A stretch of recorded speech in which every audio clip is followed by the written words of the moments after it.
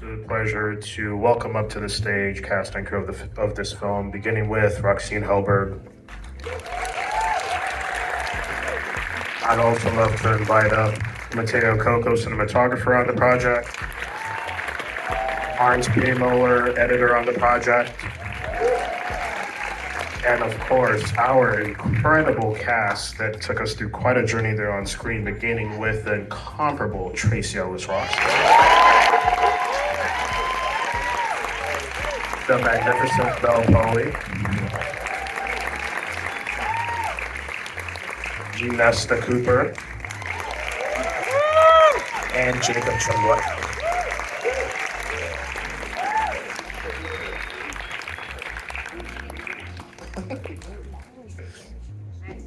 And while these folks get on stage, just want to remind everyone eligible for the Audience Award, this fantastic film. So before you leave the venue, find someone in a blue shirt, get those tickets scanned, and make sure your vote gets in. Everyone comfortable? Another round of applause for this group. I have to take the wheels off, don't worry. I'm gonna start with Roxine. This is your feature directorial debut, yeah? Just curious what that process was like for you, stepping into a new realm with this feature, and also how you found yourself enraptured by the story and feeling like this is something you wanted to really tell and push forward. So I think when I first set out to write this, I was trying to reconcile this tension between who we are and who we want to be, because I felt like there's so much pressure to present ourselves in an idealized way, to get more attention and more likes, and I think part of the reason for that is because we live in a society that rewards that. It rewards being provocative and interesting and quick, and it doesn't reward being truthful. And what was really interesting to me was that in parallel, something similar was happening in journalism with the rise of clickbait and shareable stories. And so it was really affecting our culture at large and what we were consuming. And so I really wanted to examine what that was doing to us on a personal, intimate level, what that was doing to us, to our well-being. Belle and Nesta, from my perspective, you two feel like an anchor very much emotionally and otherwise in this film. Curious what attracted both of you to these roles, and also what the unapologetic nature of your characters in fact meant to either of you or both of you. The anchor.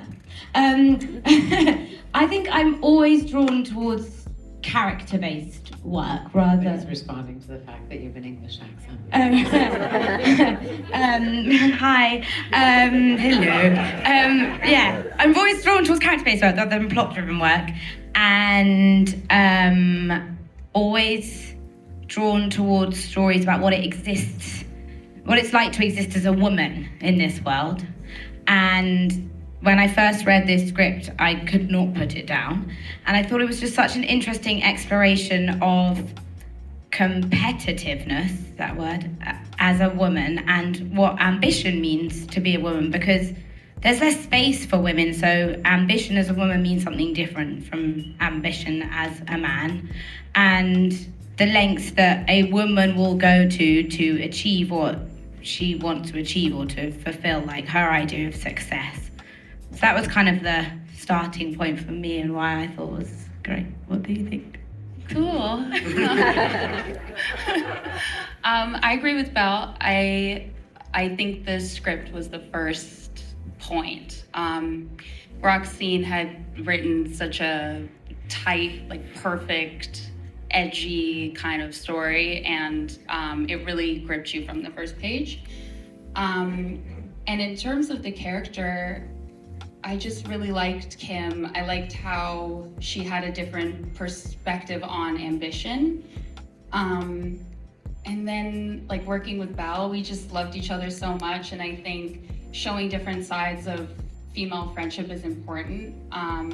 And I felt like it was just easy to have that grounded flow with you, like in our work, and bouncing back between like fighting pretty violently, and then us coming back together in the end. It was really easy for me. Tracy Ellis Ross. Yup. Sorry, I grew up as a very big fan of Girlfriends, so Well, Diane Hager is no Joe Carroll Clan. Definitely not.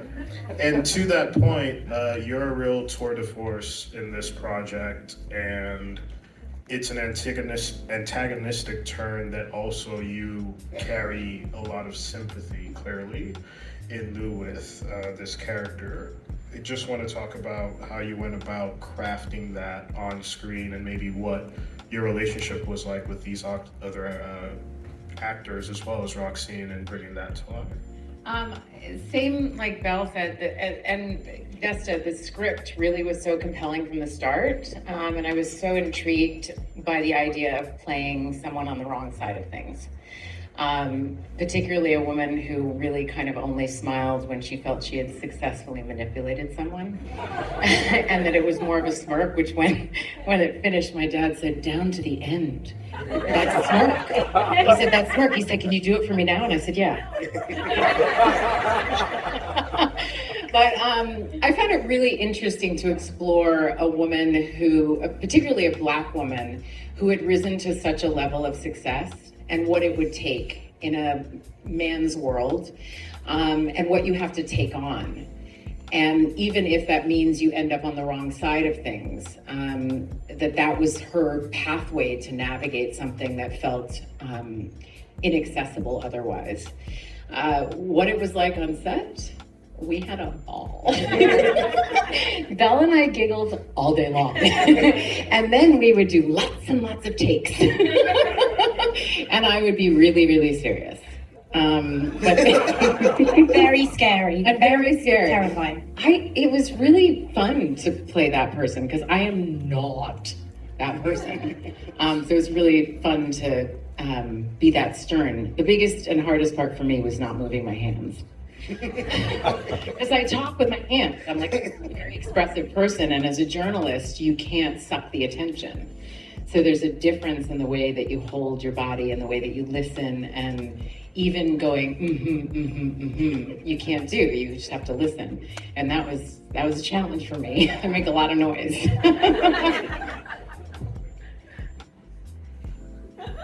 The only sad part was that I didn't get to work with Jacob. Those scenes together. Perfect transition. Jacob, next question is for you.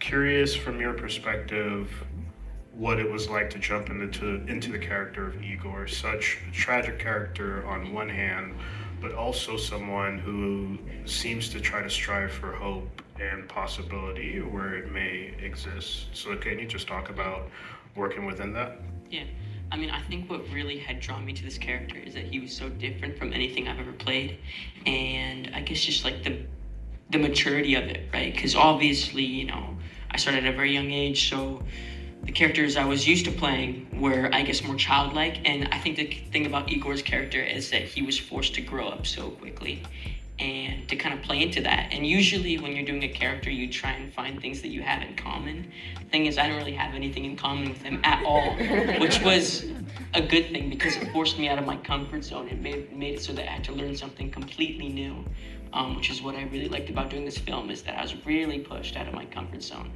in a great way. So it was really fun. It was really fun. Thank you.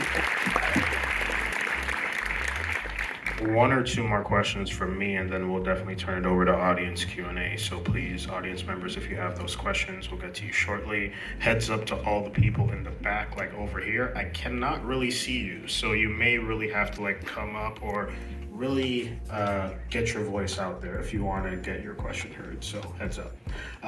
For Mateo, this film has, in line with the title, a cold look to it. Yet you have so many moments of striking color, whether it be the red that Tracy wears or the blue that Belle wears. Can you just talk about working within that sort of color profile or palette and how you really pushed everything to the nth degree as possible? Yeah, it was part of the creative process between me and Roxine to find a way to tell the story of those characters, and we worked so hard developing a strategy where color pushes the characters. So we chose those very simple and colors to give the characters the energy they needed, and this was part of like what we wanted to feel the movie like. It has to feel realistic on one side, but we wanted to feel also poetic and expressive, very expressive. And yeah, and I have to say, everybody said the script was amazing. We all love the script, and I think one of the biggest challenge of making this movie was the very tight schedule we had. We shot this movie in a very short amount of time, and I have to be also very thankful to the producers for making this possible. And yeah, we worked really hard, and I think the energy you see on the screen was exactly the energy we put into making this movie.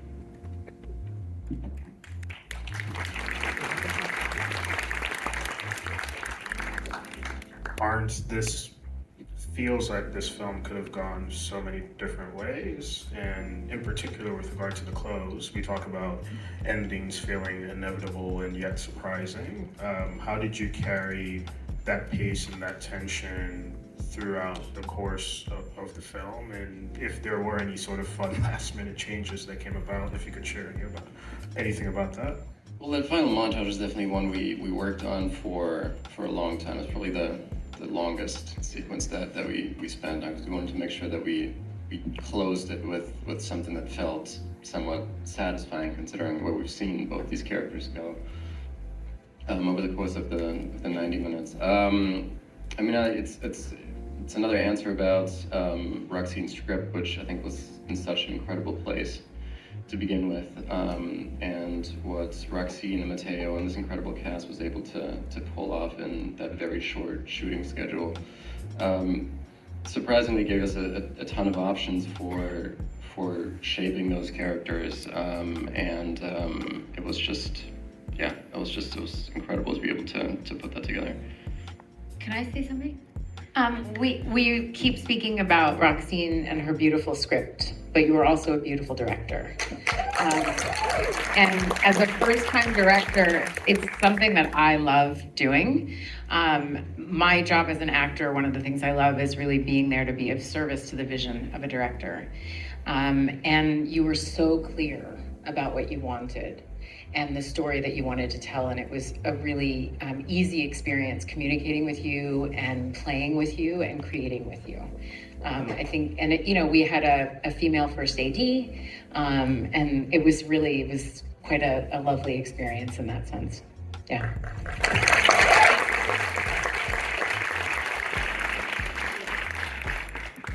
Also, to echo that point, so many mentions of that script. Seems like we need humans to write those. But anyway,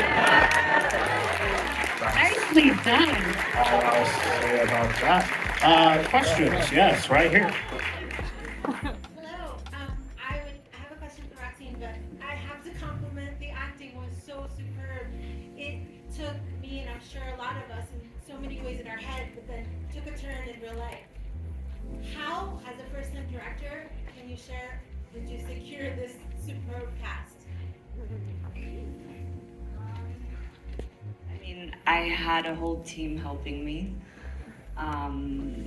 And I was very lucky that they responded to the script. And I think part of the job of a director is picking the right people to work with, because you inspire them, but of course they inspire you too. And all of that ends up in the film. And, you know, like Mateo was saying, we didn't have a lot of time. It was stressful, but I think it also created this sort of fire, and it made it this boiling pot of creativity and ideas, and we were all on the same page about wanting to create a singular piece of work that we would all be proud of. So unfortunately, we have time for one more question. I'm sorry, folks, but I'm sure folks will be hanging around in some capacity if you want to ask some questions. I did see my guy all the way over here in the back. Yes, sir, standing. Hi, my name is Nick. Great film. It's for anyone that wants it. I was really struck by the final argument of work goal first. Since I was for anyone that wants it, I was wondering about your feelings, legitimacy of that argument, and if you had to struggle in your own careers about being a good person versus maybe sometimes having to piss people off. Careful now.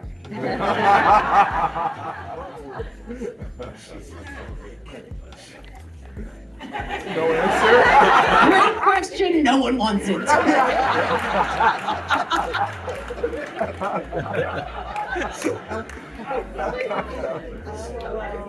one wants that. Right, yeah. I think that speaks to Mia's insecurity, and actually Diane's insecurity as well, that ultimately they confuse validation with connection, and they think they're not good enough, and they think they have to get that success in order to get that connection. But I will also say that I think that comes hand in hand with not being a man. Like, I think as a woman in any like high pressure like business environment, there's just less space. So you end up having to piss more people off to get to where you want to get because there's less spaces for people to fill.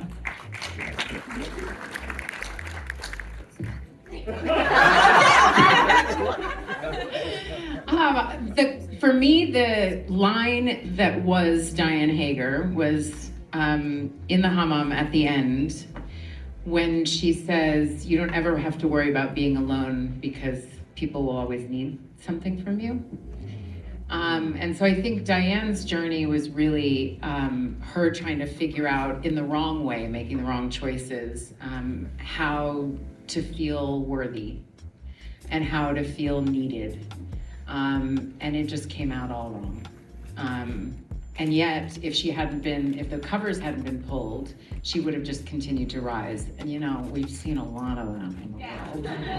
It's everywhere. But I think you can have a really incredible career and life and also be of service to the world at the same time.